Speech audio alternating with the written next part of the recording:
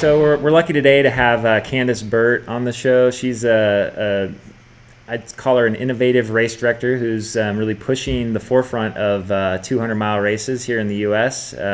Just last year, she put on the Tahoe 200, which, as far as I know, was the first single loop continuous 200-mile race in the U.S. So welcome, Candice. Thanks for coming on the show today. Yeah, thanks for having me. So you are out in Hawaii right now getting ready for the Hurt 100, which will be your third year, if I'm not mistaken. Tell us a little bit about Hurt. I know that's coming up this weekend. It's basically 5 20-mile loops through the jungle, and you actually don't even get out in the sun that much. We're in Hawaii, but it's all in this deep jungle, so it's wet and super technical. And I feel like you just slip and slide for however long it takes to finish the race, especially at nighttime. So I'm excited to come back again, though. I'd like to set a new PR on the course. I think in my third year I have the experience, too. What were your previous times? I believe didn't you win the race or get second? So the first year I ran it, I got third place woman, and then last year I got second place. Yeah, it's definitely an interesting race. I had a chance to run one loop of the course, and definitely not very runnable. To put it mildly. Though, to get back to the 200s, when I ran the first 50 miles of your Tahoe 200 course, I was pretty blown away at how technical that was. Definitely some of the most technical trails in Tahoe. And being the first 50 miles of a 200-mile race, definitely quite a way to start off. But I was comparing those first 50 miles to kind of a combination of the Hell Trail on Cascade Crest, Hurt 100, and some hard rock, a little bit of hard rock thrown in there. Just because it's 200 miles doesn't mean it's an easy 200 miles. But so to get over to the 200-mile discussion, kind of what prompted you to to decide to put on a race like this? It was really the course at Tahoe that prompted me to do it. I wanted to put on a race that went around the lake, and it just so happened that 200 miles was about the right distance. And so any sort of race this distance tends to be a little more miles than you say. So Tahoe was about 202 miles, although people's governments got all sorts of things. I was inspired by the lake and trying to circumnavigate it. And when I was looking at trails there, what ended up happening was you can't go through the wilderness. So that's what that really tough first section was. We went out in the Rubicon and into the Crystal Basin, which people don't normally think of as Tahoe trails. Tahoe trails are buttery and they're fast and they're easy and they're non-technical. So if people come into the Tahoe 200 thinking that they're doing those buttery trails, they're completely wrong. At least in the first 60 miles, it's pretty tough. Yeah, it was very challenging, but at the same time, I felt like a really good addition to the course because it was so different than the rest of the Tahoe area. Everything else kind of has a very similar feel, and that was very kind of like desolation, wilderness, granite, lakes. It was challenging, but it added another element of beauty to the course. And then Yes. Can you just walk through kind of how the this year's race went and kind of some of the things that, obviously it was a success because now you're putting on, a few other, at least one other 200-mile race and a few other longer ones as well. So tell me how the race went this year.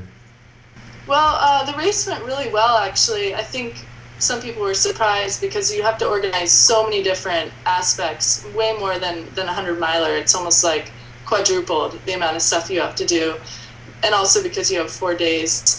But pretty much it felt like it went really smooth. There were some things we could have a little improvement on, I think, in the future, which was exciting to look at. Making the aid stations even bigger and better, although I'm pretty proud of what we had out there this year.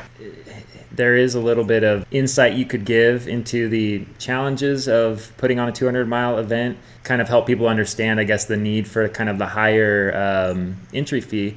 But, as an example, some of those aid stations were open for, like 65 hours or something. And, it's just an extreme amount of time that the volunteers have to dedicate to these things.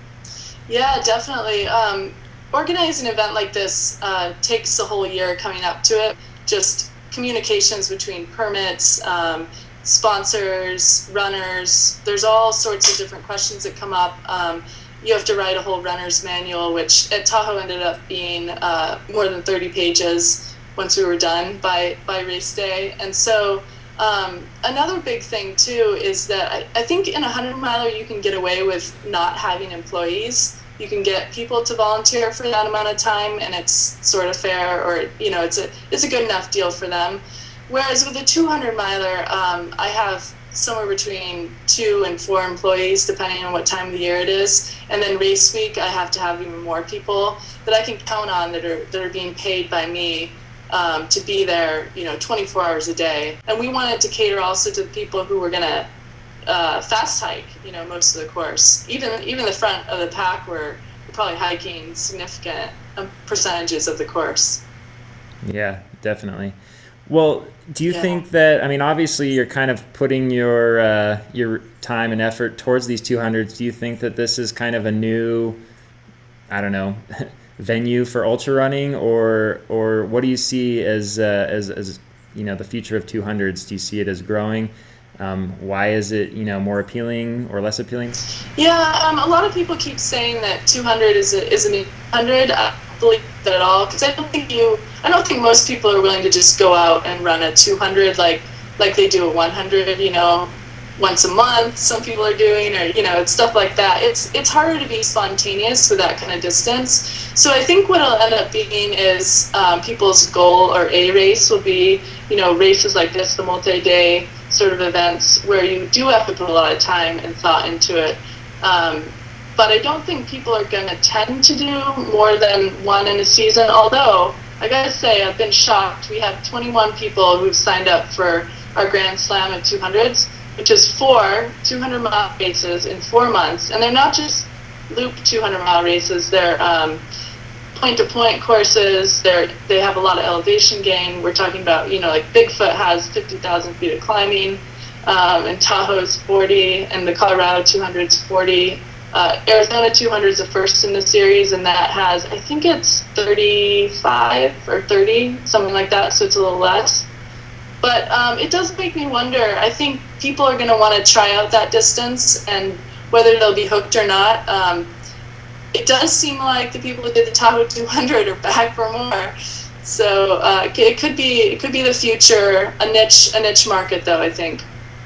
Great. Well, I appreciate you, taking all the effort to put on these things. I find them to be kind of, I don't know, more adventurous, I guess, than a normal race. They feel, to me, more like a, self-supported, fastest known time attempt, or just a multi-day push. But then you've got the aid stations and the sleep stations and a little bit of support. And it's kind of a nice way to explore an area, and go see a ton of beautiful terrain. And I, like you, actually kind of think about all these different things. Like, what if you could connect these two beautiful areas or this and that together, and you start looking at the mileage, like, well, that's way more than 100 miles. Well, let's just make it a 200-miler. So I definitely get your thought process there. And I would encourage people, if they want to, really try out kind of an adventure, like multi-day, event, and just see a ton of amazing scenery, sign up for one of Candice's races. But thanks again, Candice, for coming on TraiLive, and we wish you the best of luck at Hurt. Let us know how that goes, and hope to see you at some of these 200s this year. I'll hopefully get up to Tahoe to volunteer, or at least come take some videos or something. So yeah, I would love to have you up there. Thanks for having me on the show.